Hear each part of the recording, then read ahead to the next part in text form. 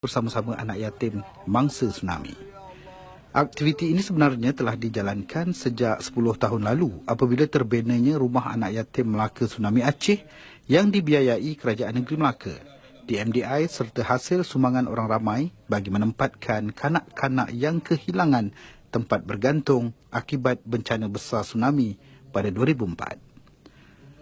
Seramai 65 delegasi menyertai rombongan berbuka puasa di Rumah Anak Yatim Melaka Tsunami Aceh baru-baru ini. Rombongan itu diketuai Ketua Menteri Melaka Datuk Seri Utama Insinyur Idris Harun bersama-sama isteri Datin Seri Utama Fadilah Abdullah. Turut sama ialah Presiden DMDI Tan Sri Muhammad Ali Muhammad Rostam dan Presiden Gerakan Belia 4B Malaysia Muhammad Nizam Omar. Sebaik rombongan tiba di Bandar Aceh, mereka mengadakan kunjung hormat ke atas Gubernur Aceh, Datuk Seri Insinyur Zaini Abdullah di kediaman rasminya. Beliau amat berbesar hati dan mengalu-ngalukan kehadiran rombongan dari Melaka. Bagi Ketua Menteri, program ini sebagai penyambung silaturahim khasnya antara Melaka dan Aceh dan amnya antara Malaysia dan Indonesia, dua negara berjiran. Bapak Gubernur, lawatan ini adalah lawatan sosial dan tidak ada pemberatannya.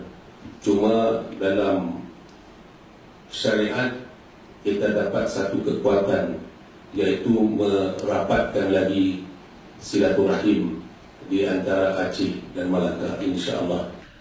Rombongan turut berkesempatan melawat kesan tsunami di Bandar Aceh dengan mengunjungi Muzium Tsunami Aceh dan Muzium Kapal Tsunami. Kebanyakan anggota DMDI, Gerakan Belia 4B Malaysia dan Ketua Menteri Melaka sendiri pernah terbabit dalam misi kemanusiaan membantu mangsa tsunami pada 2004. Masing-masing mengimbau semula nostalgia menyayat hati itu. Ceria pada wajah anak-anak yatim dan mereka sangat teruja berbaris panjang menyambut kehadiran rombongan, bersalaman sambil berselawat. Sementara menunggu waktu berbuka puasa, mereka mendengar ucapan daripada Ketua Menteri Melaka serta Presiden DMDI. Tuan-tuan, saya pernah sampai di sini pada tahun 2005-2006. Sebaik saja Rumah Anak Yatim ini sempurna dibina bersama rakan-rakan daripada MTBM dan Pemuda UMNO Tanggapan. Saksi ada 2 orang sini, Saudara Azram Nordin ikut saya masa itu. Dan kita tidur di sini. Tapi yang kita sedia maklum, rumah ini telah dibina selepas saja berlaku dengan tsunami Aceh 12-13 tahun yang lepas. Dan kita telah bertanyakan lebih kurang 200 ribu berbina dengan semangat orang ramai.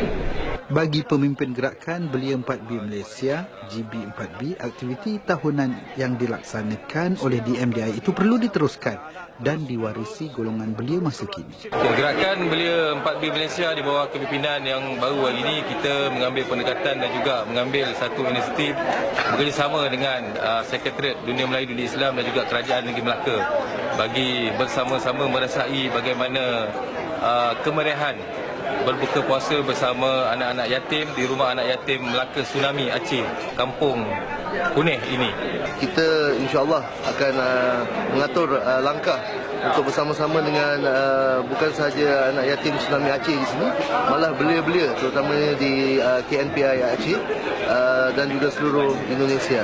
Jadi saya sendiri merasa amat terharu dan bersyukur dapat terlibat sama dalam program ini, bahagian daripada program Ramadan 4B Malaysia.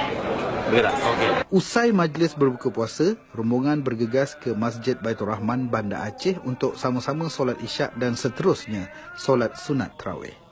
Ketua Menteri Melaka, Presiden DMDI dan Presiden GB4B Malaysia mengakhiri program tahunan bersempena Ramadan di Aceh itu dengan bertemu Imam Besar Masjid Baitur Rahman dan jemaah yang hadir.